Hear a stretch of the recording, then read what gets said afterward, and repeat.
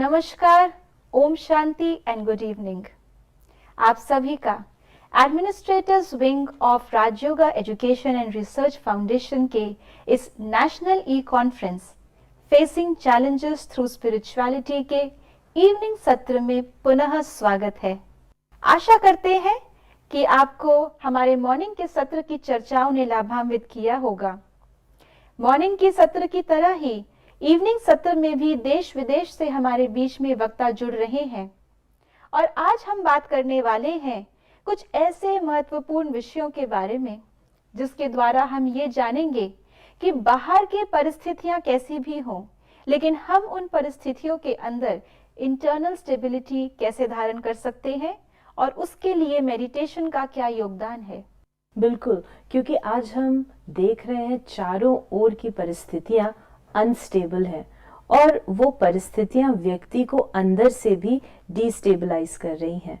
Spiritual tools हमें इन uncertain times में certainty और स्टेबिलिटी प्रदान करते हैं। ऐसे ही विषय स्टेबिलिटी इन अनसर्टेनिटी को लेकर हमारे मध्य हैं आदरणीय जयंती दीदी। जयंती दीदी is the director of Brahma Kumaris for Europe and Middle East and has been the spiritual leader and teacher for over 50 years. Sister Jayanti has dedicated her life to self-transformation and service to humanity. She has also been the Brahma Kumaris representative to the UN in Geneva since 1982. So let us listen to her spiritual wisdom. Om Shanti Namaskar. It's a world which is very, very uncertain. There have been so many changes in the world since the year 2000 began. We were all hoping for a better world in the 21st century, and somehow that hasn't happened. And there's a lot of uncertainty about how things are going to unfold. We know that at some point the virus will be finishing. We don't know when. We thought it would be June, then we thought it would be November, then we thought December maybe. Now some are thinking maybe even next year. So we don't know. But also we're aware of the economic breakdown, not just in one country, but it's a global situation. Unemployment and lack of resources, it really is worldwide. And in the midst of all of this, we've somehow put climate change on the back burner. And even though pollution may have been reduced temporarily through the time of lockdown, but we know that actually the reality is that once things come back into circulation, people, activity and business and so forth, then that's going to go shooting up again. So what does the future look like? In terms of the external world, it looks pretty dark. But is there another way to look at things? I believe so. I believe that if you're just looking at the superficial situations, racial equality, inequality, plus the situation of war that might break out in different parts of the world at any time, plus all the things that I've described already, it seems pretty difficult to see how to be able to resolve this. And Einstein said that if you look at today's problems in the same thinking with which these problems were created, you won't find any solutions. You have to look at things from a different perspective. And I believe that the different perspective means a spiritual perspective. And I'll explain very simply why I understand this. And that's because whatever is our own inner consciousness has created the external situation, inside out. And so while there's negativity inside and instability inside, uncertainty inside, we project all of this through into our words and our actions and our behavior. And so all the situations we see in the world around us reflect that inner state of chaos and negativity. It might sound very drastic, but I'd like to explain a little bit further. In the year 2000, that's right, I was just checking, the year 2000, it was the time of the Millennium Peace Summit at the UN, and it was the first time that the United Nations had brought people from religious, spiritual background together in the General Assembly Hall. And of course, the UN is a political body, and so why should it bring religious, spiritual people together? But at that time, there was a very interesting movement that was happening. And that movement was to say that we have to look at underlying factors. And the underlying factors that the UN was looking at was the subject of values. And Brahma Kumaris serve as an NGO at the UN for many years, since the early 80s. And we are part of the Values Caucus, as well as participating in all the different years and events and conferences that the UN holds as part of our status of having general consultative status, which means that what we're saying is that spiritual values impact everything that's going on, general consultative status. And governments had agreed that this was the case. This is why the Brahma Kumaris became the first spiritually based organization from India to be given this status. This was way, way back. And so I'm seeing that lack of spirituality, and in particular spirituality that isn't a question of philosophy or theory, but spirituality that is allowing us to move forward with spiritual values in the human context. When we come back to that awareness, then yes, things can change for the better. At that particular event, Millennium Summit in 2000, at that point, there was one particular session in which we had the Assistant Secretary Generals and the Under Secretary Generals of the UN all come together. And what they shared was interesting, because all the different departments of the UN were represented: WHO, UNICEF, the Environment Wing, the International Labour Wing, Children, all of them, population, all of them were there. And each one of them had a litany of disaster to speak about. They spoke about more money, more human resources, more information, more of everything being available, but yet things had got worse, things had not got better, and that's still true today. And they were asking the question, why? And they came to the conclusion, and that was that there wasn't sufficient human will to be able to bring about the changes that were needed. And from a spiritual perspective, I would say that the reason for lack of spiritual will and the power to be able to make a difference is actually because of human weaknesses. And I'm talking about the negativity that lies within each one of us, whether it's anger or ego or greed or attachment, these negative forces. And then, of course, this results in the negativity outside, and we see the condition of what's going on in the world today. We have enough resources to remove all the poverty of the world. We have enough information to be able to stop pandemics. We have everything, but there's lack of will. And so spirituality means starting with myself. I can't tell others, you have to give up greed, you have to give up anger. I have to do it myself. And when I'm ready to bring about this change within myself, then this sparks change in others around me also. And so I reach a point of stability within myself.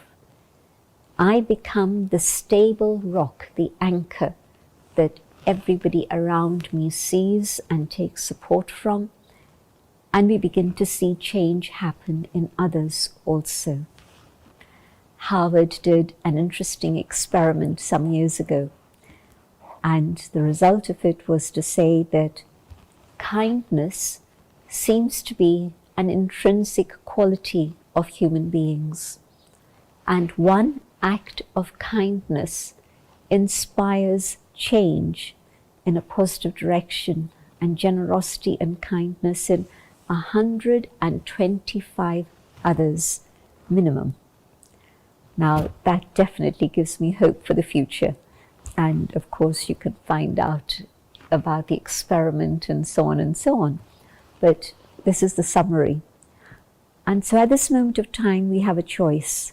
Do we continue to let things escalate and come to a state of total breakdown, chaos and darkness, which seems to be the way we are headed? Or will I make a difference in my life, and through my own change and transformation inspire those around me? Being an administrator means that you have influence, whether it's in a village district, an influence over the local people there, or whether it's something further up the scale and you have an influence of multi-thousands or many, many more than that, tens of thousands. But whichever level it is your work takes you, you are a person of influence, and your stability and your courage will enable others to have the same. Is there a connection between inner stability and the negative forces? Well, you don't have to think too hard about it. You can see it and check it out for yourself. When I'm angry, am I stable? My emotions are absolutely up and down. They're going through a spectrum of 180 degrees.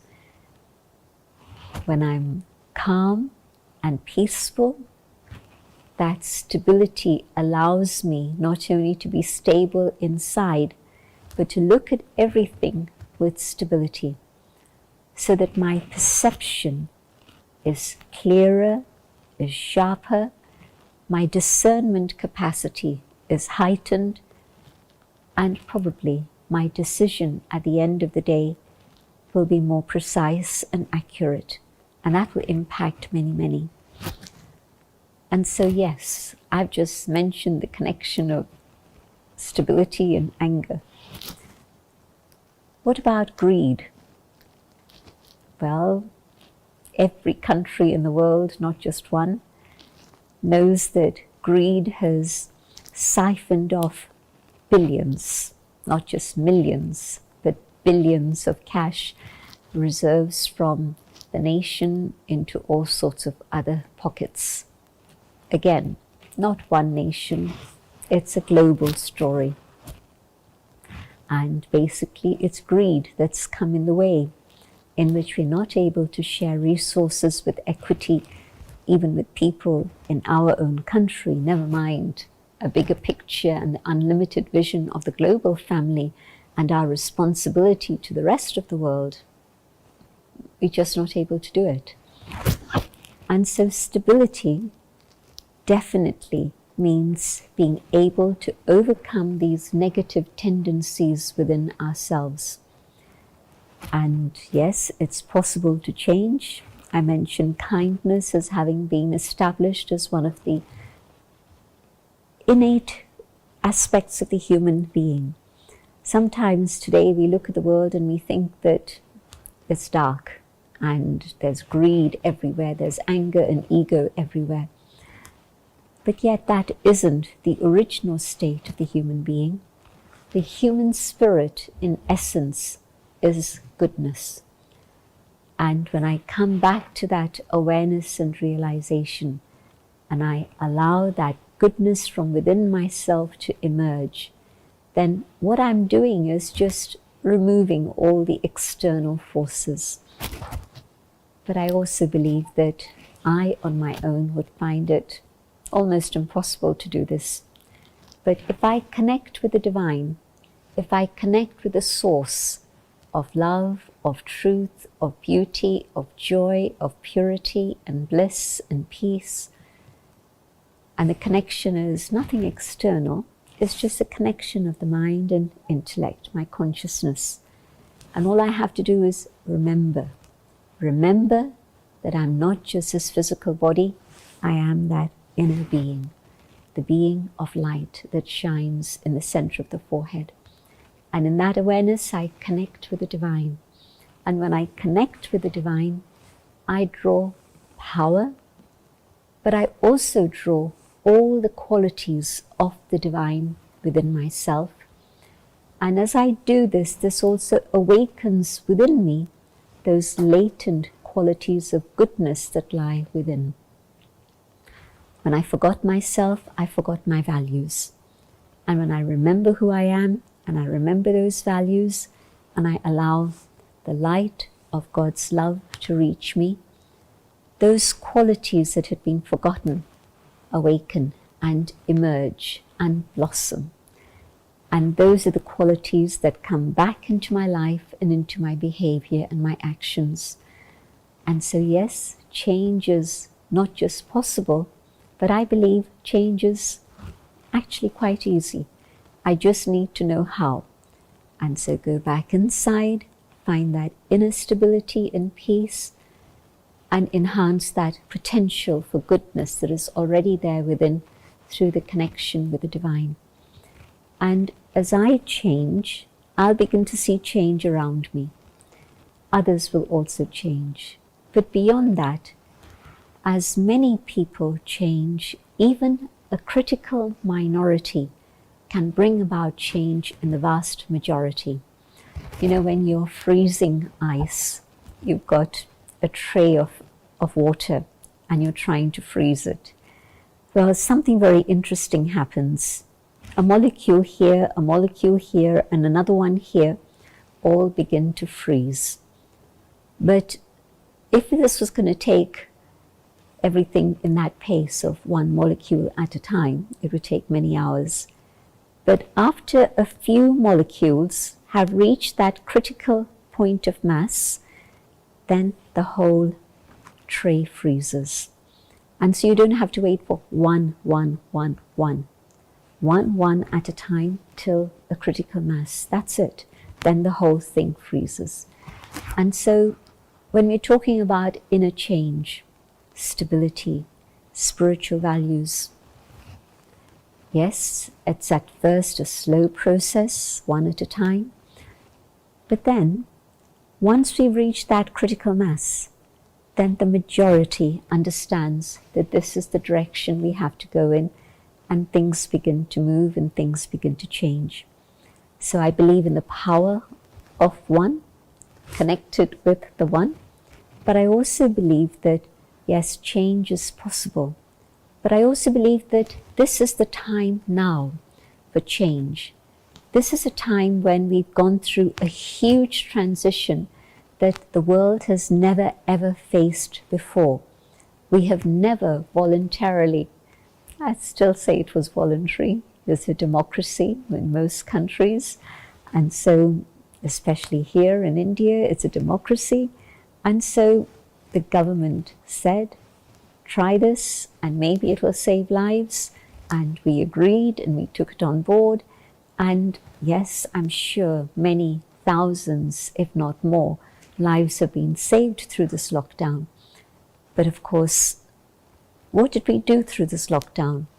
I think many people had a review of their personal inner state, a review of what's going on in the country and in the world, and then a question, well, how do we go back to normal, and what is normal? And I think that the sort of ideas that have been coming up about how we need to bring about change in our lives are all moving us in this direction, that spirituality is actually the foundation to bring back proper civilization to our communities, our country, and to the world. Because we'd forgotten about what is being civil. Civil to ourselves, civil to each other, and civilization in general. And I think that spiritual values allow us to come back to creating a renewed energy for proper civilization that is based on truth and values. And so I know that in your position of leadership, you can have a huge amount of influence on many, many others, and your change will inspire that change in others too. So my vision of the future is a very beautiful one. I believe that what we're headed towards is, after the darkness, there has to be light. And so we're moving towards that world in which there is goodness, justice, truth, peace, harmony, love, all the things that we always have hoped for. But I think this is that moment of transition. And whenever there's any transition, there's a lot of upheaval. Transition doesn't happen softly and smoothly. Usually it's accompanied by turbulence, by chaos. And so this is that time. But finding that inner stability based on that inner purity within, we can move towards a better world. And my hope is that recognizing the need for this change of awareness and consciousness within, you will do two things starting now. Maybe you're already doing those, which is great. One is to be able to make time for yourselves each morning to recharge the inner battery so that you're renewing your experience of your inner goodness and values so that the rest of the day you're moving in that direction. And that happens through silence and also some spiritual nourishment for the inner being. Some texts, some recordings, anything of a spiritual nature that reminds you of truth. And the second is, at the end of the day, again a time for silence, but something else now, an audit for yourself. What did I learn today? Second, could I have done things differently? Not even better or worse, but just different. And so asking yourself these two very simple questions. What did I learn today? Could I have done something differently? And I think that you'll be moving in the direction of change, and change will happen in a beautiful way, in a positive direction. Thank you. Om Shanti. Namaskar. Thank you, Didi, for sharing such deep spiritual aspects in such simple words.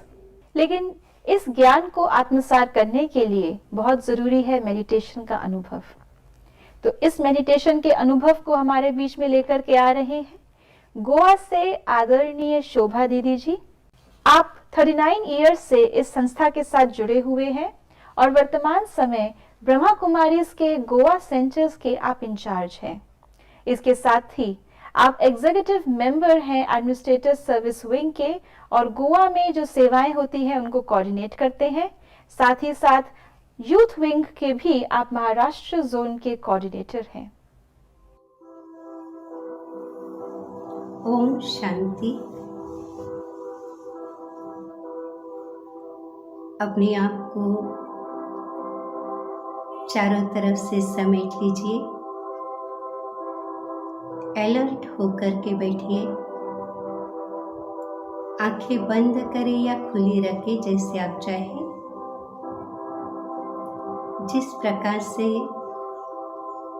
मकान के अंदर अलग अलग कमरे होते हैं, उसी प्रकार से उसमें एक पर्सनल कमरा भी होता है, जहाँ पर घर का मालिक बैठकर अपना कारोबार करता। उस प्रकार से इस देह रूपी मकान में भी हमारा अपना एक पर्सनल ऐसे कमरा है। तो उस कमरे को हम सभी महसूस करें। वो कमरा मस्तक के बीच में, भ्रुकुटी के बीच में है।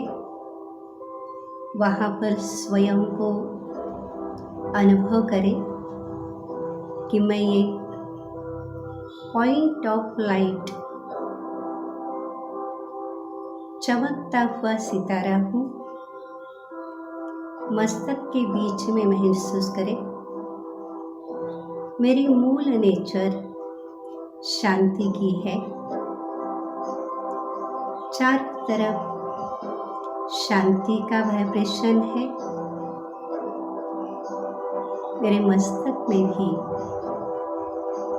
अपनी सीट पर सेट होकर के शांति का, सुख का अनुभव कर रहे हैं। चारों तरफ बहुत सुंदर माहौल है। उस माहौल के अंदर हम पार्ट बजाने के लिए आई हुई एक पार्टधारी है। सृष्टि के इस ड्रामा का यह अनादि नाटक चल रहा है, जिस नाटक के अंदर अलग अलग नाम रूप से देहरूपी वस्त्र धारण करते हमने पार्ट प्ले किया, अलग अलग दृश्य देखे। ओम शांति शांति शांति। बहुत सुंदर अनुभूति राजयोग मेडिटेशन की हमने अभी की। इस अनुभूति के लिए शोभा दीदी का बहुत बहुत धन्यवाद। तो आइए आगे हम जानते हैं कि क्या योग, आध्यात्मिकता ये केवल इस समय ही इम्पोर्टेंट है या प्रैक्टिकल कर्म क्षेत्र में भी इसका कोई एप्लीकेशन है? बिल्कुल। और आज आप पाएंगे कि गवर्नमेंट ऑफिसर्स, मैनेजर्स, एग्जीक्यूटिव्स, कार्य क्षेत्र पर रहने वाले वो सभी लोग आज अवेकन हो रहे हैं स्पिरिचुअलिटी को लेकर। वो समझ रहे हैं कि स्पिरिचुअल टूल्स वाकई में हमको चैलेंजेस से पार करा सकते हैं। ऐसे ही अनुभवों को लेकर हमारे साथ हैं श्री के राजारमन। आप एडिशनल सेक्रेटरी हैं ministry of finance, government of India में। तो चलिए सुनते हैं आपके अनुभव को। Namaskar. I am delighted to hear that the Prajapati Brahmakumari Ishwariya Vishwavidyalaya and the Administrators Service Wing of Raja Yoga Education and Research Foundation are working to ensure the wellness of administrators of the country. We are in an extraordinary situation where COVID-19 has created a lot of trouble to all of us, disrupting normal living and business in this country. So the government of India has taken a lot of measures, providing food for the workers, for the ordinary citizens, cash for people who have been affected badly, assistance for farmers, migrant workers, street vendors, micro, small and medium industries, large businesses, etc. The government of India has also announced reforms in a number of key sectors. The Prime Minister has stressed on the principle of self-reliance as a means to actually come out of this disaster in a very organized and effective manner. All of us know that corona warriors who are doctors and health workers in government and in the private sector are doing a great job. We bow our heads to them and wish them all safety in this noble task of curing corona patients. So lakhs of government doctors, nurses, ward boys, ambulance drivers, police officials, local body employees are tirelessly working day in and day out, risking their own lives. Our most important task today as administrators is to save the lives of citizens through safe behavior in whatever manner we can, in our through our official capacity as well as in our neighborhoods, in our communities and so on. So it's a very difficult task. So we also need to extend assistance to the vulnerable sections of the population, migrant workers and other poor people, to reach home safely and to also to resume work at the earliest.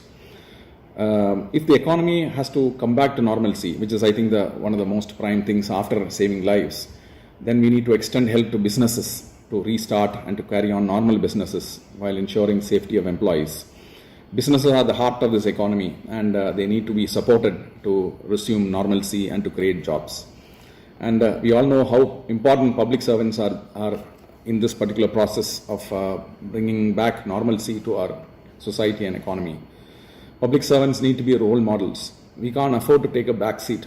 We must each of us do our work in a selfless and a safe manner so as to enable our brothers and sisters go back to normal lives at the earliest. I know of many public servants, doctors, policemen, and many other officers who have gone beyond the normal call of duty, working on Saturdays, Sundays, extended working hours to help the public in several ways, both officially and personally, to enable them to get back to safety and also to put back the economy on the rails. Bhagavad Gita talks of Nishkama Karma. It also talks of Yoga Karmasu Kaushalam, that each of us need to work systematically in a skilled manner and also with a sense of duty consciousness without any personal benefit in mind. I would also like to recall what Lord Krishna said to Arjuna, Hridaya Daurbalyam Tektva Uttishta Parantapa. So public servants need to take this message very seriously, put back our personal interests to take the back seat and enable our country to come back to normalcy. So I wish the program all success. Thank you. बहुत ही सुंदर आपने अपना अनुभव हमें बताया और साथ ही साथ ये बात बिल्कुल सत्य है कि यदि हम जीवन में या अपने कार्य में कुशल बनना चाहते हैं तो हमें योग को अपनाना होगा। लेकिन योग वास्तव में क्या है? योगी जीवन क्या है? What is the foundation of meditation? इन्हीं सब को जानने के लिए चलिए हम आगे बढ़ते हैं और अपने सत्र को भी आगे बढ़ाते हैं।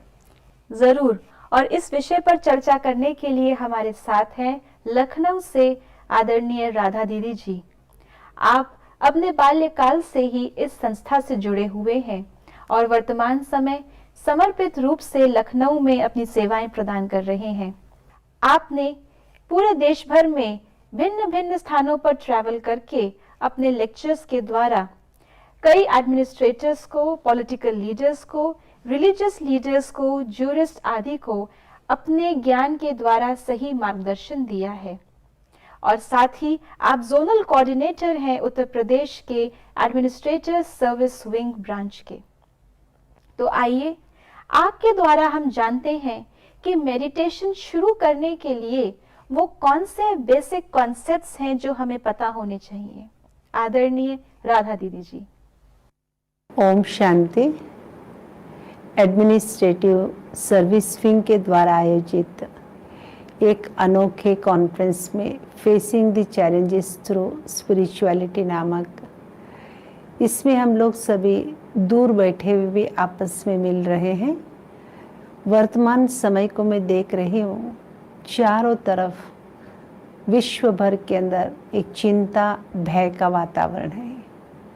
इस समय सारे विश्व का एनर्जी लेवल बिल्कुल लो लेवल पे चल रहा है। तो ऐसे समय पर हम सबको भविष्य को लेकर के चिंता, भय, अनिश्चितता सबका सामना करना पड़ रहा है।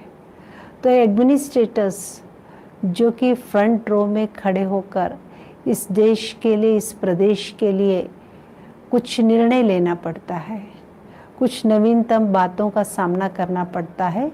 रोज एडमिनिस्ट्रेटर्स के सामने नए नए चैलेंजेस आ रहे हैं। इसका कोई भी डाटाबेस तो है ही नहीं। ये नए नए होने के कारण मन की स्थिति को स्थिर रखना बहुत आवश्यक है। तो विश्व भर के अंदर फैले हुए इस महामारी के एनर्जी लेवल लो होने के कारण अपनी एनर्जी को हम हाई लेवल पे पहुंचाएंगे, तभी आज के समय का हम सामना कर पाएंगे।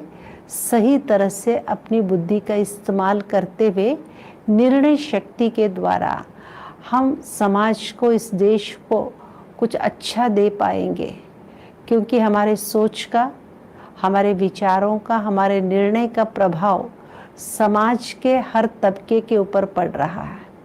ऐसे समय पर हमारे पर बहुत बड़ी रिस्पॉन्सिबिलिटी बनती है मानसिक स्थिति को स्थिर बना करके शक्तिशाली बनाए रखना। तो एक स्पिरिचुअलिटी एक ऐसा साधन है, अपनी मन की स्थिति को सशक्त बनाने की प्रेरणा देती है। अध्यात्म का मतलब ही है आत्मा का अध्ययन। जब तक हम अपने सत्य स्वरूप को नहीं जानेंगे, उस सर्वोच्च सत्ता को नहीं जानेंगे, तो सत्यता को जान करके जब कार्यक्षेत्र में उस सत्यता की शक्ति का सही सदुपयोग करेंगे, तभी हमारे कार्य में सफलता मिल सकती है। चलिए आज हम लोग कुछ योग से संबंधित बातें करेंगे। तो ब्रह्मा कुमारीज में सिखाए जाने वाला राजयोग, जो है ही स्वयं का राजा बनाने वाला, और किसी पे नहीं, खुद हम अपने मन बुद्धि पे, अपने कर्मेंद्रियों पे राजा कैसे बने। तो राजा बनने वाली मैं कौन हूँ, यहाँ स्वयं की पहचान सबसे पहले दी जाती है। बाह्य रूप से दिखाई देने वाला ये 5 तत्वों का शरीर पोस्ट है, पोजीशन है, परिवर्तनशील है। तो इस पोस्ट में आने के पहले भी हमारा अस्तित्व था, रिटायरमेंट के बाद भी हमारा अस्तित्व रहेगा, लेकिन इस यात्रा को करने वाली मैं कौन हूँ। तो अध्यात्म में पहला लेसन ये दिया जाता है, इस शरीर को चलाने वाली चेतन शक्ति, अभौतिक शक्ति, अजर अमर अविनाशी आत्मा। आत्मा के कारण शरीर का मूल्य है। आत्मा निकल जाती तो इसको मृत कहा गया है। आत्मा की 3 शक्तियां हैं, मन, बुद्धि, संस्कार। योग में इन्हीं शक्तियों का प्रयोग होता है। तो सबसे पहली शक्ति मन। मन का काम है सोचना। मन हमारा निरंतर सोचता रहता है, बीती हुई बातों के बारे में, आने वाले समय के बारे में, वर्तमान के समय में निरंतर मन सोचने का कार्य करता है।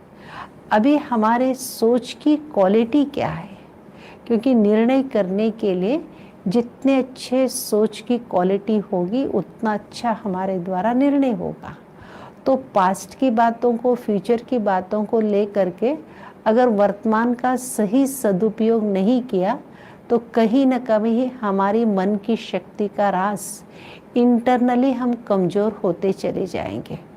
तो राजयोग में सबसे पहले हमें इशारा मिलता है, अपने आप को सशक्त बनाए, अपनी अंतर आत्मा को जान करके मन को सकारात्मक चिंतन, निरंतर मन को value based thoughts, positive thoughts, निरंतर जितना हम अपने मन को इस सोच के प्रति हम अवेयर रहेंगे। फॉर एग्जाम्पल, जैसे अपने तन को स्वस्थ बनाने के लिए देखिए, भोजन में मिनरल्स के लिए, विटामिन्स के लिए एक पानी भी पीते हैं तो देखते हैं कि किस लेवल का है। अच्छा पानी, मिनरल वाटर ही हम सेवन करते हैं ताकि हमारा तन तंदुरुस्त रहे। तो आज के समय में, इस महामारी के समय में, मन की स्वस्थता भी उतनी ही आवश्यक है जितनी कि तन की आवश्यक स्वस्थता है। तो मन को स्वस्थ बनाने के लिए भी कौन से विचार मेरे मन में जा रहे हैं, उसके प्रति हम अवेयर रहें। तो आत्म स्वरूप में हम रहेंगे तो आत्मा का नेचुरल नेचर ही शांति है। फॉर एग्जाम्पल, जैसे पानी का एक नेचुरल स्वभाव शीतलता है। पानी को गैस पे रख दिया जाता है तो पानी गर्म होता, गैस के संपर्क को काट दिया जाता है, पानी वापस ठंडा होता है। ऐसे आप और हम सब का मूलभूत नेचुरल नेचर शांति है, पवित्रता है, प्रेम है, ज्ञान है, शक्ति, आनंद, सुख स्वरूप। ये आत्मा के 7 गुण हैं। जितना हम आत्मा स्वरूप में रहेंगे, आत्मा के 7 गुण इमर्ज होंगे। जितना बॉडी कॉन्शियस में रहेंगे तो बॉडी से रिलेटेड चीज़ें इमर्ज होंगी। तो योग का जो हमारा पहला foundation, self realisation. Realisation mean real I, मैं कौन हूँ, इस सत्य स्वरूप को जाना। देन नेक्स्ट है, कहाँ से मुझे शक्ति लेनी है। आत्मा तो इस समय में एक सिस्टम में आ चुकी है। आप और हम सभी इस संसार रूपी नाटक में पार्ट बजाते बजाते कहीं न कहीं अभी ड्रेन हो चुके हैं। हमारी शक्ति का ह्रास हो चुका है और फिर से हमें कनेक्शन जोड़ना है उस सुप्रीम के साथ, ताकि हमारे अंदर वो पावर आ जाए। एग्जाम्पल के रूप में हम लोग एक मोबाइल की तरह है, कितना भी अच्छा मोबाइल है, बहुत अच्छे अच्छे ऐप्स उस मोबाइल में डले हैं, लेकिन उन ऐप्स का मैं तभी सदुपयोग कर पाऊंगी जब हमारा मोबाइल चार्जिंग प्रोसेस में होगा। कितने भी अच्छी कंपनी का होने के बावजूद वो अगर चार्ज नहीं होगा तो यूज़ नहीं कर पाऊंगी। ऐसे ही राजयोग हमको सिखाता है कि कैसे हम उस चार्जिंग प्रोसेस को समझें। एक मोबाइल जैसे दूसरे मोबाइल को चार्ज नहीं करता, ऐसे कोई भी व्यक्ति दूसरे व्यक्ति को शांति, पवित्रता, प्रेम, आनंद दे नहीं सकते। तो जो आज के जीवन के लिए हमें आवश्यक है, उसको प्राप्त करने के लिए उस सर्वशक्तिवान परमात्मा, तो परमात्मा के नाम से आपके मन में आएगा। संसार में जितने मनुष्य हैं उतनी ही मान्यताएं हैं, जितने लोग मेरे सामने बैठे होंगे उतने सबकी अपनी अपनी विचारधाराएं, लेकिन परमात्मा उनको कहा जाता है जो सत्य है, सार्वभौम सत्य, सर्वधर्म उनको स्वीकार करे। तो वो कौन है? वो निराकार ज्योति स्वरूप। हिंदू धर्म वालों ने उनको ज्योति स्वरूप कहा, क्रिश्चियन धर्म वालों ने उनको गॉड इज लाइट कहा, इस्लाम धर्म वालों ने अल्लाह नूर कहा, बौद्ध धर्म वालों ने परम ज्योति कहा, सिख धर्म वालों ने एक ओंकार कहा। अभी गहराई से अगर हम देखेंगे, भाषा का अंतर है, भाषा से हट करके एक के प्रति भाव व्यक्त किया जा रहा। वो कौन? ज्योति स्वरूप, निराकार। और उनका रहने का स्थान भी ऊंचा तेरा धाम, ऊंचा तेरा धाम, ऊंचते ऊंचा भगवान कहा गया। तो हम सब के धर्म के मान्यता के हिसाब से परमात्मा एक है, निराकार है, ज्योति स्वरूप है। वो परम धाम के निवासी, जहाँ सूर्य चांद तारागणों की रोशनी नहीं पहुँच पाती, वो परम धाम के निवासी। इसीलिए हम सभी आरती में गाते हैं, पार ब्रह्म परमेश्वर तू सब क्या है स्वामी। तो वो परम ज्योति परमात्मा से संबंध जोड़ने की कला ही योग। योग मना जोड़, संबंध किसका? मैं आत्मा हूँ, मेरे पिता परमात्मा। शरीर के माता पिता शरीरधारी, आत्मा के माता पिता परमात्मा, जिसको हमने माता और पिता इसीलिए कहा। शरीर का रूप होता, जो स्त्री का रूप होता तो माता कहते, पुरुष का रूप होता तो पिता कहते, लेकिन हमने यहाँ क्या कहा? तो माता पिता। न जो स्त्रीलिंग है न पुल्लिंग है, वो तो ज्योतिर्लिंग है। इसीलिए हम उस परमात्मा को सब धर्म वाले भी स्वीकार करते हैं। अब वो परम ज्योति परमात्मा शांति का सागर, प्रेम का सागर, जो आज के वर्तमान समय में हमारे व्यक्तिगत जीवन में, हमारे पारिवारिक जीवन में, हमारे प्रोफेशनल जीवन में जिन गुणों की, जिन शक्तियों की आवश्यकता है, उन सब का वो सागर है। अभी तक हम इंसानों से लेने की कामना कर रहे थे, इसीलिए में संबंधों में हमारा फ्रैक्शन क्रिएट हो रहा था। तो परमात्मा पिता होने के कारण पिता से तो हम अधिकार से ले सकते हैं। तो यहाँ राजयोग राजाई तरीके से लेना सिखाता है। तो इस योग के माध्यम से हम परम ज्योति परमात्मा, जो परम धाम में रहने वाला, वहाँ अपने मन बुद्धि को ऊपर ले जाकर परमात्मा के गुणों का चिंतन करते हुए उस गुणों का हम स्वरूप बनते हैं। परमात्मा शांति का सागर है, तो मैं आत्मा उनकी शांत स्वरूप आत्मा हूँ। वो प्रेम का सागर है, तो मैं प्रेम स्वरूप हूँ। वो सर्वशक्तिवान है, मैं शक्ति स्वरूप। यह अधिकार भी है। माता पिता और बच्चों के बीच में तो अधिकार होता है, अन्य किसी संबंधों में ऐसा अधिकार नहीं होता। तो उस पिता परमात्मा से अधिकार से माता पिता का संबंध जोड़कर शक्ति लेने का तरीका ही राजयोग, क्योंकि इस योग से आत्मा में इतना बल आ जाता, शक्ति आ जाती है, हम अपने कर्मेंद्रियों के मालिक बन जाते हैं। तब हम शिकायत नहीं करेंगे मेरे आँख ने धोखा दे दिया, मेरे मुख ने धोखा दे दिया। नहीं, जैसा हम चाहेंगे वैसे मेरी कर्मेंद्रियां काम करेगी। यहाँ तक हमारे मन बुद्धि पर भी हम अधिकारी बन सकते। इसीलिए इसको राजा बनाने वाला योग, अधिकारी बनाने वाला योग, स्व पर राज्य अधिकार प्राप्त कराने वाला। चलिए कुछ क्षण के लिए हम सभी उस परम ज्योति परमात्मा को याद करने का एक सिंपल तरीका, जिसको हम लोग राजयोग कहा, हम एक प्रैक्टिकली डेमो के रूप में देखेंगे। थैंक यू राधा दीदी जी, इतना सुंदर तरीके से आपने हमें बताया कि आत्मा क्या है और परमात्मा क्या है। लेकिन इस संबंध को हम अनुभव कैसे करें? बिल्कुल, क्योंकि मेडिटेशन को हमें अनुभव करना होता है। जीवन में जब तक अनुभव नहीं, तब तक हम उस चीज को अपना नहीं सकते। तो मेडिटेशन का अनुभव कराने के लिए हमारे मध्य है राजयोगिनी लीना दीदी। राजयोगिनी ब्रह्मा कुमारी लीना दीदी डायरेक्टर हैं ब्रह्मा कुमारीज भुवनेश्वर सब जोन की। साथ ही साथ आप एडमिनिस्ट्रेटर्स सर्विसेज विंग की एग्जीक्यूटिव मेंबर भी हैं। At the same time, you are coordinating the services through the Divine Retreat Center, Orissa. You have been awarded many prestigious awards such as the Global Certificate of Excellence in the field of social work and peace.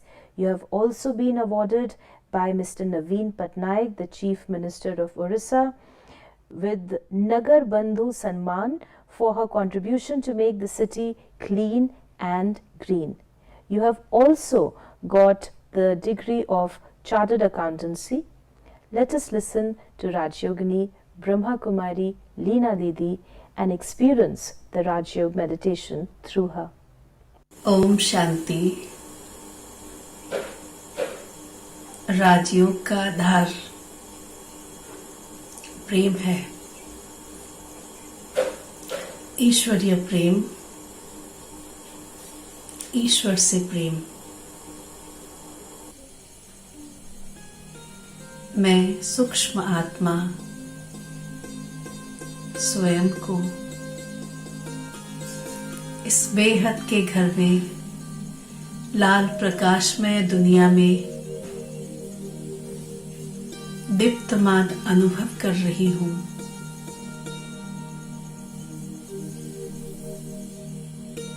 मेरे सन्मुख मेरे परम प्रियतम सर्वशक्तिवान मेरे शिव बाबा विद्यमान हैं।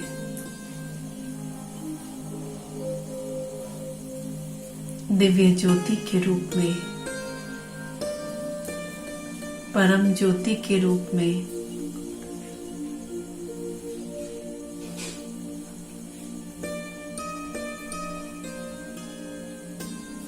मैं आत्मा अपने आप को दीप शिखा महसूस कर रही हूँ।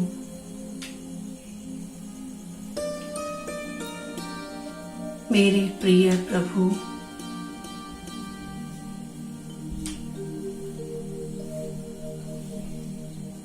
दीपराज के रूप में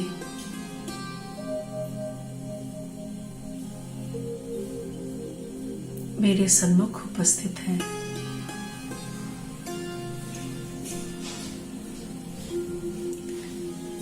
उनसे आ रही दिव्य किरणें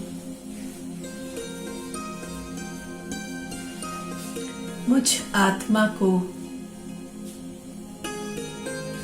अपने आप में सरोबार करती जा रही है।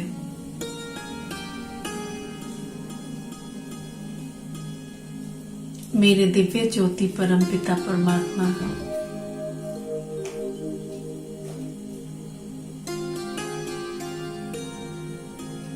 उनकी किरणें अगाध सागर बनती जा रही हैं। मेरे परम प्रियतम प्रभु, मेरे शिव बाबा प्यार के अगाध सागर हैं। मैं आत्मा उनके प्रेम में सरोबार होती जा रही हूं।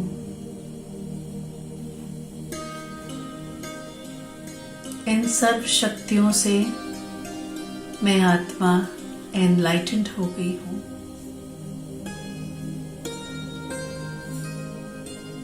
डबल लाइट महसूस कर रही हूं।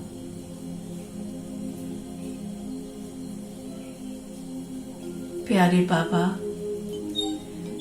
भले जब मैं कर्म क्षेत्र में भी होंगी तो आपकी ये दिव्य शक्तियां, ये दिव्य किरणें विश्व भर में प्रसारित करती रहूंगी, रेडिएट करती रहूंगी।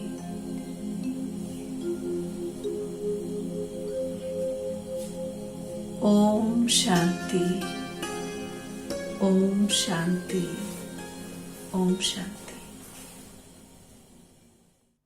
ये बिल्कुल सत्य है कि योग का आधार ईश्वरीय प्रेम है। ईश्वरीय प्रेम ही सच्चा योग है। और मेडिटेशन और ब्रह्मा कुमारीज के साथ अपना अनुभव शेयर करने के लिए अब हमारे बीच में पहुंच रहे हैं जयपुर से पीसी बेरवाल जी। आप आईएएस ऑफिसर हैं और वर्तमान समय अपनी सेवाएं स्पेशल सेक्रेटरी इन होम डिपार्टमेंट जयपुर में आप प्रदान कर रहे हैं। ओम शांति। संसार में, प्राणी जगत में मनुष्य सबसे सर्वोत्तम कृति है परमात्मा की। इस कारण जगत में हम जितना भी विकास देखते हैं वो मनुष्य ने किया है। इस विकास के साथ उसने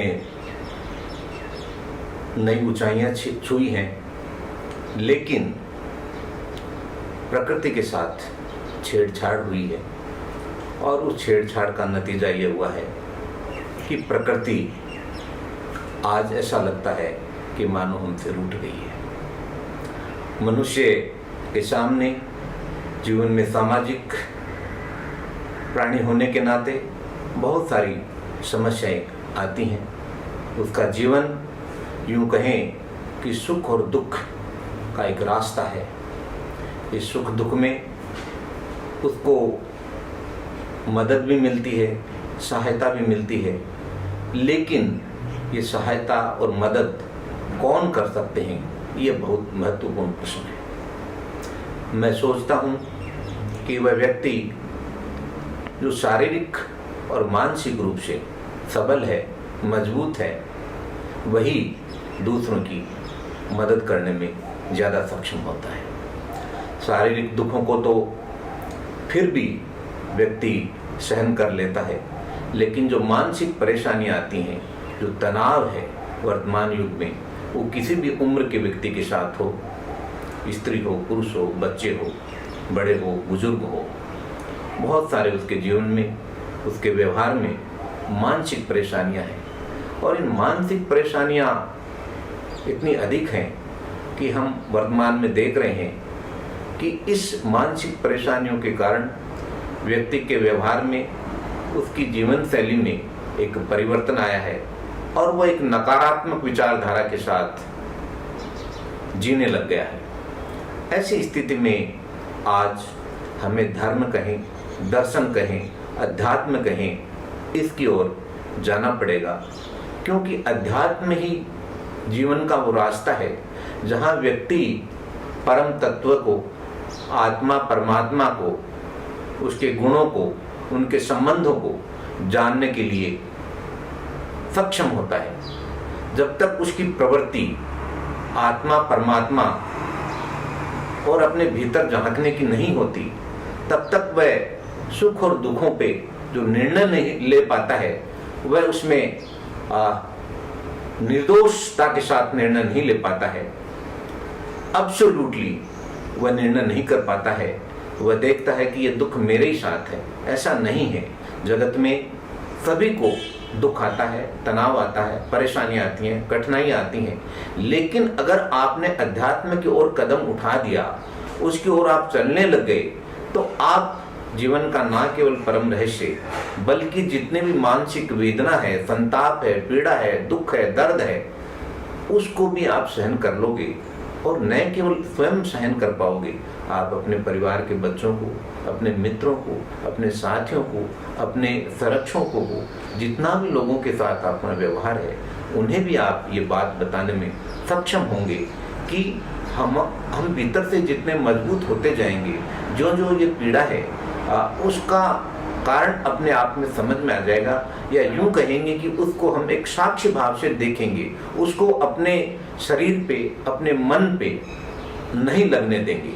और यही मेरे ख्याल से अध्यात्म का एक निष्कर्ष कहूं कि जिसके कारण लोग देर सबेर जब सारी चीजें, सारे समाधान, सारे विकल्प, सारे द्वार जब बंद हो जाते हैं, तो व्यक्ति को अध्यात्म की ओर, दर्शन की ओर, धर्म की ओर उन्मुख होना पड़ता है। क्योंकि जो भीतर है वो तभी अपन जान पाएंगे जब बाहर से हम संसार की ओर से आंखें बंद नहीं करें, तो यूं कहूंगे कि उधर से हटा के हम भीतर की ओर देखेंगे, तभी इन चीजों को अपन जानेंगे। और प्रबंध कहें, अपने जीवन का प्रबंध कहें, जीवन शैली कहें, व्यवसाय कहें, व्यापार कहें, उद्योग कहें, जितने भी क्रियाकलाप में व्यक्ति के जिनमें वो भाग लेता है, निश्चित रूप से उसमें काम करने के कारण उसकी शक्ति, उसकी ऊर्जा लगती है। उस समस्त ऊर्जा और शक्ति को सकारात्मक रूप से वो पुनः वापस कैसे अर्जित करे, कैसे उसको बनाए रखे, कैसे वो मेंटेन कर सके, इसी के लिए ये प्रणाली हमारी अध्यात्म की है, जो ना केवल हमारे देश की है, बल्कि इस अध्यात्म और इस दर्शन और धर्म के कारण, इस देशना के कारण जितनी हमने बढ़ोतरी करी, जितना हम इसमें आगे जान पाए, उसी कारण हमारे देश का नाम ऊंचा रहा है, हमें विश्व गुरु के रूप में माना गया है। मैं इस अवसर पे सभी से आग्रह करना चाहूँगा कि सभी लोग अपने जीवन शैली, अपने जीवन के प्रबंध में इस अध्यात्म की ओर उन्मुख हों, इस ओर चलें, इस ओर कदम बढ़ाएं, ताकि अपनी सारी मानसिक जो परेशानियां हैं उनको हम दूर कर पाएं। उन्हें एक बार ओम शांति प्रजापति ब्रह्म कुमारी ईश्वरीय संस्थान की ओर से मुझे जो सुअवसर दिया बोलने का, आपके सामने अपनी बात रखने का, इसके लिए मैं हृदय से आभारी हूँ। धन्यवाद। बहुत बहुत धन्यवाद श्री पीसी बेरवाल जी। आपने वर्तमान समय का प्रैक्टिकल अनुभव हम सभी के साथ शेयर किया और आशा करते हैं कि आपको मेडिटेशन क्या है इस बारे में भी जानकारी मिली, कैसे हम इस अनसर्टेन टाइम में अपने आप को स्टेबल रखें, इसकी भी हमें जानकारी मिली। आप इसको अपने जीवन में अप्लाई करेंगे और लाभान्वित होंगे, यही हमारी शुभ आशा है। इस ई कॉन्फ्रेंस को, इस ऑनलाइन कॉन्फ्रेंस को हम कल भी आगे बढ़ाएंगे। कल भी हम आपसे मिलेंगे, कल सुबह 8 बजे, और उसमें हम जानेंगे कि मेडिटेशन को प्रैक्टिकल लाइफ में हम कैसे लेकर आए। तब तक के लिए ओम शांति और शुभ रात्रि।